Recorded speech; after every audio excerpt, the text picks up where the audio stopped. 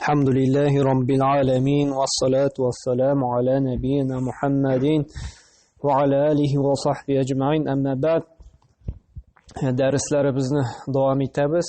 Һәм иң куркыныч булган Аллаһ Тәгалә каты газабына дучар була торган 11-нче гынах, 11-нче зур гынахларның төре дигәндә ул зина.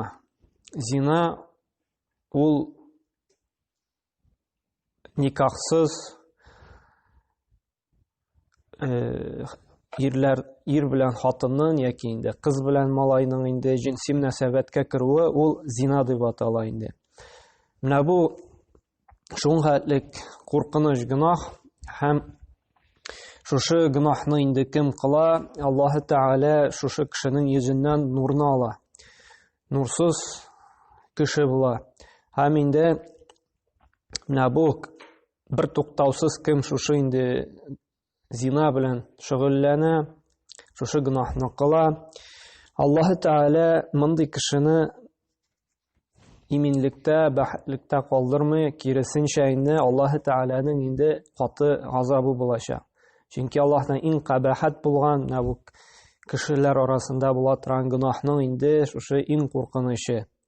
Һәм Аллаһ Субхану ва Тәгалә бу зинаны кылмагыз харам гына димәде, зинага якын да килмәгез ди. Аллаһ Тәгалә Куръанда зина кылмагыз дими, зинага нәрсәдә якын да килмәгез ди. Чөнки бу тагын да күрсәтә шушы гынахның нинди фәхишле эш булуын. Һәм зинага илтә торган сәбәпләрне, зинага илтә торган, якынайта торган гамәлләрдән дә ерак булырга куша. Чөнки зинага кылырга шайтан турыдан-туры әмер бирми. Чөнки бит инде нинди генә гынах булмасын, безгә бит шайтан вәсвәсәли, шайтан кытыртаймы. Һәм шайтан шулай туп-туры гына сиңа менә бу хатын белән, бу ир белән, бу егет белән, бу кыз белән зина кыл дими. Ул башта 99 хәерле, изге ишекләрен ача. Булыш ди, менә бу матур кызны күрдең, килеп таныш ди, бәлки хаҗәтләре бар булышырсың ди, яки син диндә икән, дәгъватларсың ди, дәгъват кылырсың ди, берәр кеше исламга керер ди. Шундый сәбәпләр белән инде иң башта инде танышырга куша. Чөнки бит шуңа күрә безнең динебездә күз зинасы да бар. Шит хатынга, шит ирләргә безгә хәтта инде карарга да ярамый. Карап сокланып торырга да ярамый. Һәм шулай ук инде шит хатыннар, шит ирләр белән генә сөйләшергә ярый эш буенча гына. Дөньяви мәсьәләләр буенча. Сән кибеттә сөйләшәбез анда, яки берәр хаҗәтебез чыгып, була инде шит ир, шит хатыннар белән анда кәефең ничек, хәлләрең ничек, анда шундый итеп көлдереп, мәзәкләр сөйләп, анда менә андый сөйләшүләр катгый тыелган шит хатыннар, шит ирләр белән. Ни өчен? Менә бу инде сәбәпләр ул алып бара инде зинага. Анда шит хатын, шит ирләр белән кулдан тотышып йөрүшү, яки анда кочакланышу, убышу, менә бу бөтенесе дә инде нәрсә зинага алып бара торган сәбәпләр. Ничек әйткәнемчә, шайтан бер кайчанда инде сиңа зина кыл дими, әмма ләкин башта менә шулай таныштыра, кулыннан тоттыра, аннан соң кочаклаштыра, убыштыра, аннан соң ахыр чиктә шушы зинаны кылдыра инде. Шуңа күрә Аллаһ Субхану ва Тәгалә безнең Исра сүрәсе 32-нче аятында әйтә: "Ва ла тaqrabu зина иннаху кана фахишатан ва саа сабила", ди. Зинага да якын да бармагыз ди. Бу дәлил булып тора әлеге сөйләгән сүзләребезгә. Зинага да якын да бармагыз ди. Ягъни нәрсә дигән сүз? Аның сәбәпләреннән дә ерак булыгыз ди. Аның сәбәпләре нәрсә дидек? Шушы шит хатын, шит ирләр белән инде. Анда танышу, анда инде кулга кул тотышып йөрүшү, анда инде төрле эш белән кирәкмәгән булган инде сүзләр сөйләшү, анда мәзәкләр, анда һәм башка менә шушы кочакланышу, убышлар бөтенесе инде 2дән 2гә генә бер җирдә калу, бөтенесе шушы зинага китерән сәбәпләр. Һәм Аллаһ Тәгалә Куръанда нәрсә ди? Якында бармагыз ди, шушы сәбәпләргә ди. Чөнки ул ди пычрак һәм бик яман кабахат юлдыр ди. Бу зинага илтә торган юллар пычрак һәм бик яман кабахат юлдыр ди. кызганычка каршы, менә без хәзер бик зур шундый проблемалы чорда яшик диек инде. Менә безнең инде балаларыбыз, оныкларыбыз шушындый нәрсәди? Пычрак һәм бик яман кабахат юлдыр. Шул юлда йөриләр. Ни өчен дигәндә, күреп торабыз. Шулаймы? Кызларыбыз анда кич белән инде кич чыгарга дип чыгып китәләр. Анда нинди генә егет тотмый, нинди генә егет кочакламый, нинди генә егет үпмәй. Һәм инде ахыр чиктә инде аннары инде әтисез бала алып кайтып куялар. Яки инде ахыр чиктә яки малай кайтып керә, яки кыз кайтып керә. Әни, безнең корсак булды, безгә инде никах укырга кирәк дип. Һәм инде шушы корсаклы килеш инде мәҗбүр булалар инде шушы никах укырга. Әле кайбер галимнәр фикере буенча монда никах дөрес тә булмый. Чөнки ансы инде икенче фикъһи мәсьәлә инде. Әмма ләкин шундый фикер бар галимнәр арасында, монда никах батыл, дөрес түгел. Чөнки кеше чиста пак булырга тиеш. Аның карнында инде шушы бала булырга тиеш түгел никах укыр алдыннан. Монысы икенче мәсьәлә. Һәм ничек итеп Аллаһ Тәгалә шушы кабахат пычрак юлды, шуннан соң инде шушы дәлилне белгәч инде без кадерләп үстергән кызларыбызны кичләрен чит егетләр янына чыгарып җибәрәбез. Бу малайларга да кагыла инде.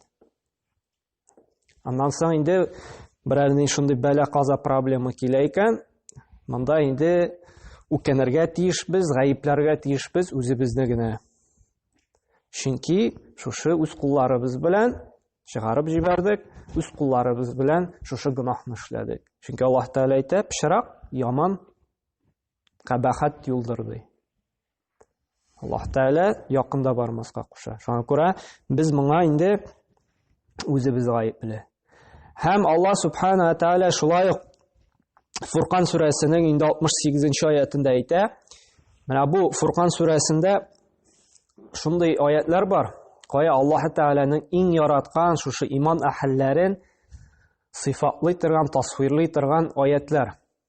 Һәм Аллаһ Тәгалә инде санап китә, менә иман әһелләре Аллаһның яраткан куллары нинди булырга тиеш дигәннән соң санап китә дә, һәм шушы Аллаһның яраткан куллары нинди гамәлләр кылырга тиеш түгел ди, әгәр дә Аллаһның мәрхәмәте астында буласы килсә, Аллаһның инде яраткан кулы буласы килсә, шушындый куллар нишләмәс ди? Шуны инде бер үзлеген генә китерәбез. Аллаһ Тәгалә әйтә: "Валлазина ла яд'уна ма'аллаһи илаһан ахара ва ла яqtuluna нафса аллати харрама Аллаһ илля бил хакки ва ла язнуна ва ман яф'алу залика ялqa асама".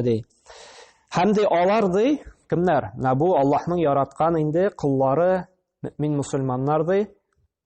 Нишләрләр ди? Аллаһның астында буласы килсә, Аллаһның инде рәхмәтендә буласы килә, алар ди Аллаһтан башкага гыйбадат кылмаслар ди. Ягъни иң беренче инде сыйфат, Аллаһның яраткан кулы буласыбыз килсә, Аллаһның бер үзенә генә гыйбадат кылырга тиешбез. Һәм алар ди нәрсә? Аллаһтан башка инде бер кемгә дә гыйбадат кылмаслар ди. Һәм алар ди кешеләрне ди, ягъни хаксызга кешеләрне ди үтермәсләр ди. Без бит санап киткән, иң зур гынах кеше үтерү, иң беренче Аллаһка тиңдәшлек кылганнары кеше үтерү. Менә бу ди Аллаһның куллары ди, шушы мөмин мусульманнар ди, Аллаһ яраткан куллары ди, кеше канын кыймаслар ди. Һәм инде өченче ди зина кылмаслар ди. Менә бу өч төрле куркыныч гынахны әйтте. Аллаһка тиңдәшлек кылу, кеше үтерү, һәм уйлап кына карагыз, инде кабахат, шундый пычрак гамәл зина. Jinsi münasebetke kuru nikahsız. Allahu Teala'ya tengdaşlık kılıdan soң, kişi ötürüden soң şuşu zinanı kitirdi. Uylap qana qarağız dərəcənindi. Biz indi şun xəyələndigan, ol bizga şunday halal bulub tuyulan da qızlarımız, malaylarımız anda yeri, dostlarımız yeri, ol bizga şunday гадәти. Şunday tege yaşap bulmay, nişisin indi dünyası şunday anda gil səbəbiz deyiz. Әмма ләкин Аллаһ Тәгалә шушы кеше үтерү белән Аллаһ Тәгаләгә тиңдәшлек кылып, кеше үтерүдән соң шушы бер дәрәҗәгә киткән, шундый куркыныч, кабахат, пычрак гынах. Әмма ләкин шушы пычракка баттык, ул безгә шундый гадәти итеп тоела башлады. Безнең иманыбызның заифлеге аркасында, безнең калепләребез каралу аркасында, наудансызлык аркасында. Һәм Аллаһ Тәгалә нәрсә ди?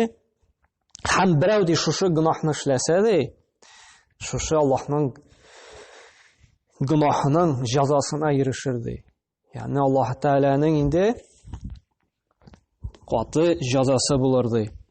Һәм Нур сүрәсенең 3-нче аятында Аллаһ Субханаһу ва Тәгалә әйтә: "Әз-зани ла янкиху илля заниятан ау мушрикатан ва занияту ла янкихуха илля зани ау мушрикин ва хуррима залика алал муъминин" ди. Зинашы ирде зинашы хатынга яки мушрик булган хатынга гына никахланырга хаклы ди. Һәм инде шулай ук ди, зинашы хатында ди, һәм зинашы яки мушрик ирдән башкага бер кемгә дә никахланмас ди. Никахлану рөхсәт ителмәс ди. Һәм мөмин мусульманга ди, зинашылар белән никах кылу харам ителде ди. Бу инде мөмин пак, чиста, саф мусульман егет икән, аңа тыела зинашы кызга өйләнергә. Һәм шулай ук муслимә хатыны икән, пак, саф, аңа шулай ук тыела кияүгә чыгарга зинашы иргә. Чөнки Аллаһ Тәгалә харам кылды ди.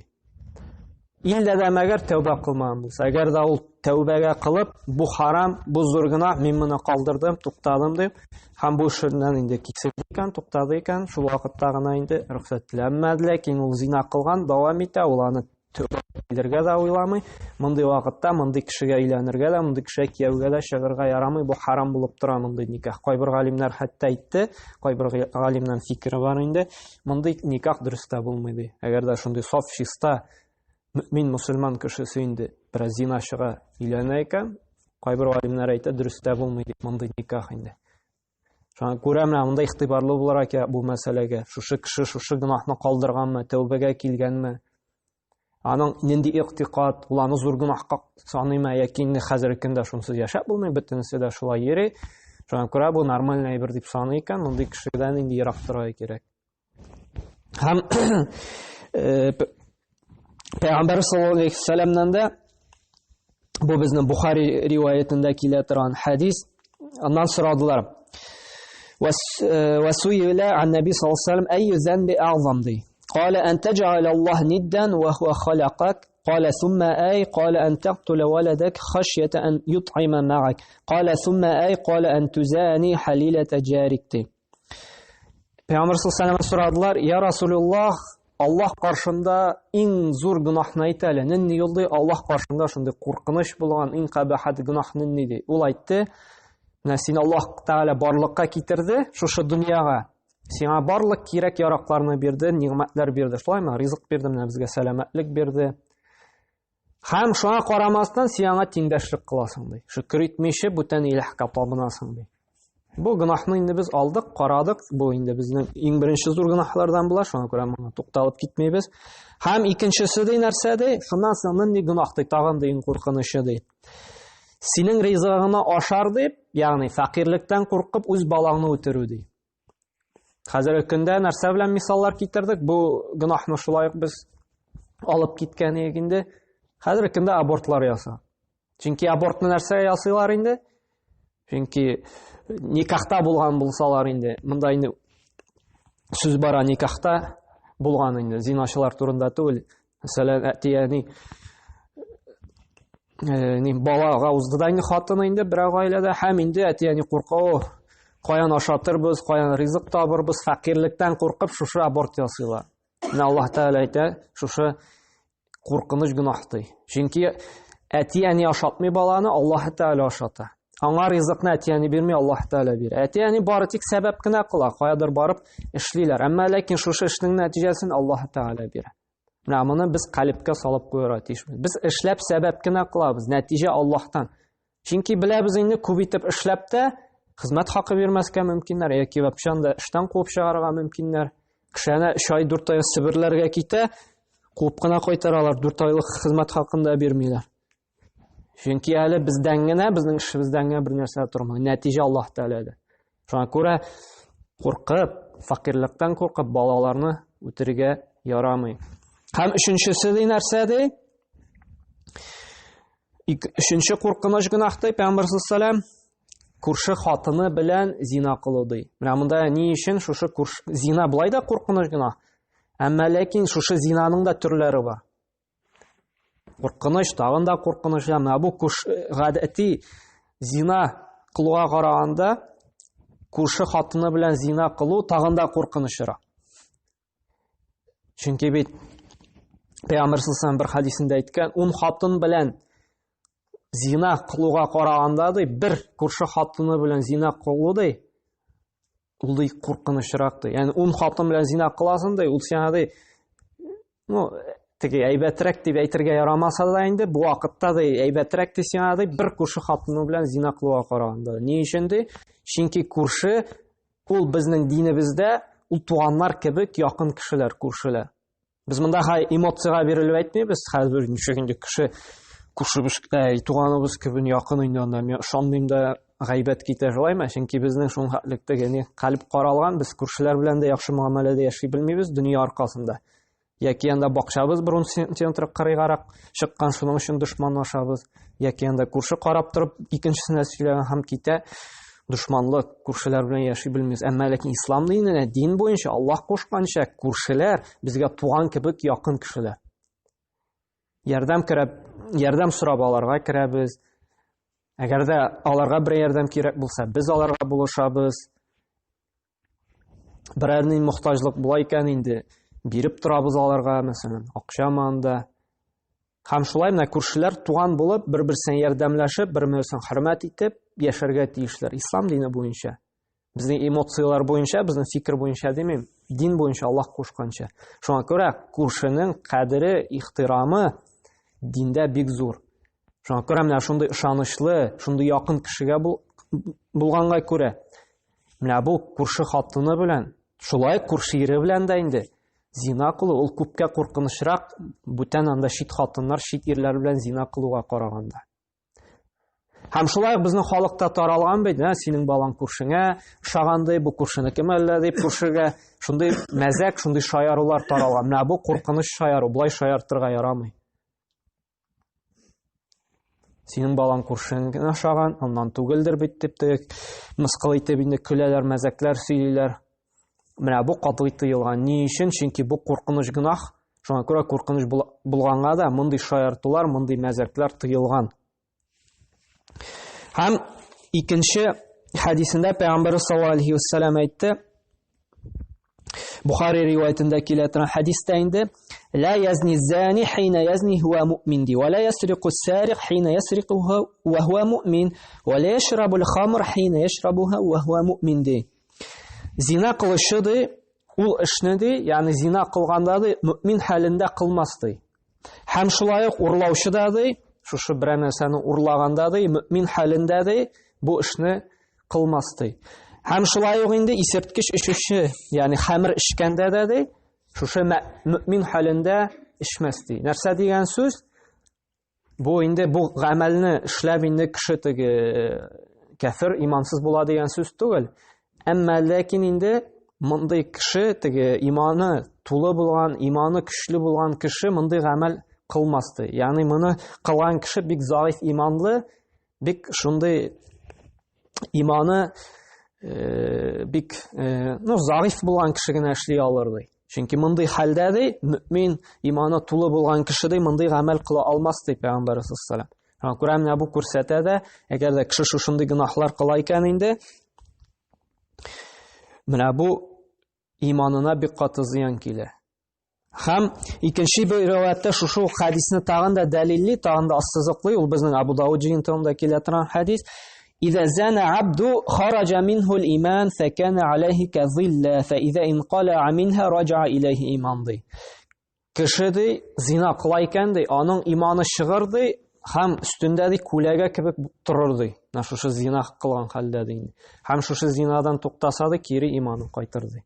Бу күрсәтә инде шушы кеше бик каты иманы заиф, һәм шушы иманлы кеше мондый гамәлне кыла алмый ди. Әмма ләкин әйткәнебезчә, бу кеше имансыз кафир дигән сүз түгел. Әмма ләкин бу хадислар күрсәтә шушы иманының заифлыгы турында инде. Һәм Peygamber sallallahu Müslim jiyantında kile turan sahih hadisinde aytdı: "Thalathatun la yukallimuhumullah yawmal qiyamah ve la yuzakkihim ve la yanzuru ilayhim ve lahum azabun alim, şeyhun zani ve meleku kezzab ve ailun mustakbir." Dey. Üç türlü kişi dedi Allah Teala dey kıyamet gününde dey ahir zamanda indi söyleşmez dey hem alar yağına qaramaz dey hem alarını indi gafu etmez dey paklamaz dey hem alarga indi bir katı gazap bulur dey. Birisi dey qartlık gününde de dey zina yolunda yürgen kişi dey. Çünkü naşışı qart kişinin zina bilen şugullanığı dey ul yaş kişiga qaraganda dey nirek naşarrak hem indi gazabı da qatıraq bulacak. Ne için? Çünkü yaş kişinin tegi emosiyalarga berilse indi anlap bula. Çünkü şahvat, küç köp, dert köp. Әмәлек қарт кіші қартайға шінде, дәрт өлге шінде, күшсізләнге шінде, тағын енді шоңа тағын тұрышып, шушы зина елында құлуды, аның хәледі қорқынышырақты еш кішінігіне қарағандады. Шоңа көреміне бұл үш түрлі кішінің біріншісіне қарт зина шығады, Аллах Тәлі қарамастады, һәм енді аңа қаты ғазап болырды. Икіншісі де ялғанға ғадәтләнген енді падишах яки идарә итүче инде. Әйтик, начальниклар мәсәлән. Алар бит яраталар ялганнарга, мәсәлән. Булар анда хезмәт хакы, шуның хәтлеге, әмма ләкин һаман инде шул әйткән сүзендә тормый, шул вагъда биргән анда хезмәт хакын түләми, яки анда суза берничә айга хәтлек, яки бүтән төрле зулымлар кыла, премиялар бирми, һаман ялганлый. Менә булыр ди, булдырмый, бирәм ди, бирми. Менә шушындый ялганчы, әйтик, начальник анда идарә итүче. Менә буларга шулай ук кыямәт көндә Аллаһ Тәала карамастады, һәм инде каты газап булыр ди. Һәм инде өченчесе ди, тәкәббер булган ярлы кеше ди. Чөнки бай кеше тәкәбберләнә ала, әмма ләкин бу тыелган. Ала дигән сүз тәкәбберләнергә рөхсәт дигән сүз түгел. Әмма ләкин байлыгы бар, аңлап була, бай бит ул име. Аның анда зур-зур йортлар, күп акчалар, машиналар, безнеке юк, шулай булган шинде аңлап була аны тәкәбберлеген. Әмма ләкин тәкәббер булган фақирне аны аңлап булмый. Ул фақир, аның бер нәрсәсе юк, тагын тәкәбберләнеп йөри. Менә мин шундый. Ә син нәрсә тәкәбберләнәсең? Син бит бер нәрсә дә юк. Шуңа күрә менә тәкәббер булган фақир кеше шулай Аллаһ Тәала каршында инде бик каты газапка дучар булыр. Аллаһ Тәала карамаста бурылып андый кешегә инде. Һәм икенче хадисендә Нәсәй риваятында килә торган хадис Пәйгамбер саллаллаһу алейһи әйтте: "Арбаатун юб'идухумуллаху байяу халлаф ва фақиру мухтал ва шейху зани ва имамул джаир." ди. Аллаһ Тәала дүрт кешегә ди ашулы була ди. Дүрт кешегә Аллаһ Тәала ашулы. Бу бит инде бик куркыныч. Әгәр дә әле монда эштә начальник ашулы булса да әле бик борчылып йөрисең. Эштән кумасмы икән? Премияны кисмәсме икән, зарплата бирерме икән дип бик борчылып, калтыранып йөрисең. Ә монда галәмнәрнең хуҗасы, бөтен начальникларның, президентларның хуҗасы ди, ашулы ди, шундый дүрт кешегә ди. Берсе ди ант итеп алдалап сатучыга ди. Мәсәлән, начар товарны да кибеттә яхшы бик әйбәт дип алдалап сата. Анда срогы чыккан булса да, юк әле юк, срогы чыкмады, бик әйбәт дип алдалап сата. Менә шундый алдалап сатучыга ди Аллаһ Тәала ашулы ди шундый сәүдәгәргә. Шуңа күрә бер нәрсә сатканда да гадел булырга кирәк, шундый дөресен генә әйтеп сатырга кирәк. Икенче кеше үзе фақир булып та инде тәкәбберләнеп йөрүчегә. Моны без әйттек инде.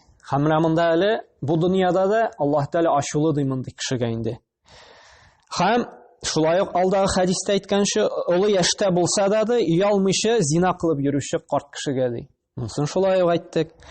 Һәм инде җәбер зулым кылучы җитәкчегә ди. Монысын шулай ук алдагы хадистә әйттек, җәбер зулым кыла икән үзенең инде эшчеләренә, бер начальник кешеләр, җитәкчеләр, шулай ук Аллаһның ачуында булачаклар ди. Аллаһның ачуында булган кеше бу дөньяда да бәхетле була алмый. Аңа төрле бәла казалар киләчәк, кайгы хәсрәт киләчәк. Һәм Аллаһ Пәйгамбер саллаллаһу алейһи әйтте, Муснад Имам Ахмад риваятында килә торган хадисендә, әгәр дә ди халык арасында зина белән риба ачык рәвештә таралса ди, димәк ди, алар үзләренә Аллаһның газабын халал иттеләр ди. Без бүгенге көндә күрәбез, шулаймы? Риба ачык, зина ачык. Безнең өчен инде ул халалга әйләнеп бара. Без аны уйлап та бирмибез. Әйттем бит, балаларыбыз йөри анда, исебездә китми, курсак ясап кайталар, әйдә, бөтен кешенеке шулай инде әйләнә дип. Менә мондый кешегә Аллаһның газабын халал иттеләр ди. Хәзер ни күрәбез? Кеше кырыла, шулаймы? Инсульт, инфаркт, анда рак авыруы, юл фаҗигаләре, анда ни генә теге һава торышлары булып, җимереп давыллар килеп, күпме кешене генә утырмый. Ни өчен? Менә дәлил. Чөнки зина, риба ачыктан-ачык кылына башлады, без кырыла башладык җир йөзендә. Ни генә кайгы хәсрәт, ни генә проблема килми. Кем гаепле? Үзебез гаепле. Чөнки нәрсә? Менә дәлил. Һәм Аллаһ Тәгалә Куръанда да әйтә, сезгә килгән бәла кайгыларды, бәла казаларды үз кулларыгыз белән эшләп алган гөнаһлар аркасында. Шуңа күрә безнең менә бүгенге көндә килгән бөтен шушы проблемаларыбыз инде менә шушы куркыныч гөнаһлар, зур гөнаһлар таралу аркасында. Һәм Аллаһ Субхана ва Тәгалә инде тәүфик хидаят бирсен безгә, имин кылсын, шушы пишрак фәхиш гөнаһлардан безне сакласын. Һәм инде бигрәк тә балаларыбызны, оныкларыбызны имин кылсын. Һәм безгә дә инде шушы белгәннәребезне аларга ирештергән насыйп әйләсен. Һәр даим әйтеп торырга, кисәтеп торырга кирәк. Чөнки инде бәрбер теге тамчы тамып торып та бит инде каты ташка эс салама. Су бит инде ул йомшак, шулаймы? Әмма ләкин йомшак булуына карамастан инде каты ташка да эзен калдыра. Калепләребез таштан йомшагыра. Шуңа күрә, әгәр дә без балаларыбызга көн сайын һәр даим әз булса да инде әйтеп торсак, менә шушы куркынычлыгы турында, шушы гөнаһлардан менә монда өйрәнгән, һичшиксез аның тәэсире изе булмый калмый. Анда бүгенме, иртәгәме бәрбер инде иншалла Аллаһ та тәүфик бирсә, шуңа күрә дугалар кылыгыз, балаларыбызны, оныкларыбызны шушы афәттән имин кылыр өчен Аллаһ тәүфик бирсә, бәрбер коткарачак шушы гөнаһлардан. Шуңа күрә төшенкелеккә бирелмеш һәр вакытта да Аллаһ Тәгаләдән сорап, һәм инде көн саен һәр вакытта да әйтеп, аларны инде шушы яхшылыкка өндәп, шушы начар гөнаһлардан тыеп торырга без бурычлыбыз. Менә монда ишеткәннәрне дә без аларга җиткергә, аңлатырга, сөйләргә тиешбез. Тагын бер нәрсә әйтергә онытканмын. Бер хәдисне инде менә бу зина куркыныч гөнаһ дидек. Кайбер кеше бит аятлар, хәдисләрне инде кабул итә алмый. Шуңа күрә инде акыл ягыннан инде килеп бер дәлилне әйтергә онытканбыз. Менә без зинаны бит инде шундый теге гадиләштердек хәзерге көндә, әмма ләкин мисал китерергә кирәк. Менә кеше зина кылырга тели икән, яки зина кыла икән, без сорарга тиешбез. Менә син зина кылырга телисең, син әниеңә теләриңме? Менә ул зина кылуын, ул зиначы хатын булуын. Бер кеше әйтмәй әнисенә зина хатын булуын, шулаймы? Син кызыңа теләриңме? Синең кызың шушы теләсә кем белән йоклап йөрүен, зина кылуын. Бер кеше дә әйтмәй үзенең кадерләп үстергән баланы зина кылуын. Син теләриңме анда апаеңа, сеңлеңә, әбиеңә шушы зиначы булуын? Бер кеше дә әйтмәячәк, чөнки якыннары хөрмәт ителә. Син бит зина кыла торган кыз, ул кемнеңдер әнисе яки әнисе булачак. Ул бит инде мәсәлән кеше өйләнә, өйләнгәч бит инде күңелле түгел, аның хатыны сиңа хәтлек 10-15 мужик белән йоклап йөргән булса. Шулаймы? Бер дә күңелле түгел. Шулай булач, ул бит ул кыз мәсәлән, ул кемнеңдер бит инде хатыны булачак. Яки хәзерге көндә ул кемнеңдер хатыны. Без моны уйларга тиешбез. Кемнеңдер әнисе, кемнеңдер кызы, кемнеңдер сеңлесе. Шуңа күрә менә шушындай акыл белән дә без аңлатырга тиешбез. Син теләриңме үзең якын кешеләргә шулай итеп аның белән зина кылуларын? Әнисе белән сеңлән берсе дә теләми. Шушындай мисал китереп без аларга аңлатырга тиешбез. Бу нинди фәхиш, пычрак, кешенең намусын, йөзен пычрата торган гамәл икән. Шушындай мисаллар китереп без аны инде булдыра алганча өммәттән туктатырга, тыерга тиешбез инде. Һәм менә бу мисал да моны Пәйгамбәр саллаллаху алейхи ва саллям өйрәтте. Ничек Мустан Имам Әхмәд җыентында килә торган хәдистә бер кеше, бер малай килә Пәйгамбәр саллаллаху алейхи ва саллям: "Я Расулуллаһ, рөхсәт бир әле миңа ди, шушы зина кылырга ди. Пәйгамбәр саллаллаху белә. Монда инде рөхсәт сорап килгәч, бу инде Аллаһка да иман китергән, пәйгамбәребезгә дә иман китергән. Монда инде аят белән, хадис белән генә инде туктатып булмый. Кайбер кеше шулай бит, иманы заиф булу аркасында аятларны, хадисларны кабул итеп бетермәскә. Һәм пәйгамбәр саллаллаху инде аңлый моны. Әгәр дә бит инде ул иман китермәгән булса, рөхсәт сорап тормаса, барыр да зина кылыр. Шулаймы? Шулай булгач, монда килгәч, рөхсәт сорагач, бу малайның иманы бар. Курку бар, шикләнү бар. Шуңа күрә рөхсәт сорый. Һәм пәйгамбер аңлагач моның хәле нинди халәттә, ул инде аның акылы кабул итә торган мисаллар китерә. Ә син әниеңә теләр ди? Синең әниең зина кылучы. Булуларын ди. Юк ди, я Расулла, моны бит инде беркем дә теләми ди. Ә син үз кызыңа ди теләр ул кыз зина кылуны? Я Расулла, моны бит инде әти кеше берсенә дә теләми ди, үз кызын зиначы булуын ди. Ә син моны апаңа, сеңлеңә теләр юк инде ди, ничек шундый якыннарыңа ди. Менә син зина кыла торган кыз да ди, ул кемнеңдер әнисе ди, ул кемнеңдер кызы ди, ул кемнең апасы, ул кемнең сеңлесе. Я Расулла, мин аңладым ди. Мин аңладым ди, моннан соң инде мондый кабахат гынахка да якында бармаячакмын ди. Һәм инде Расулла калыбын тотып дуга кыла. И Раббым бер Аллаһ дип, тәүфик хидаяткә күндереп, шушындый гынахтан ерак айтсаң дип.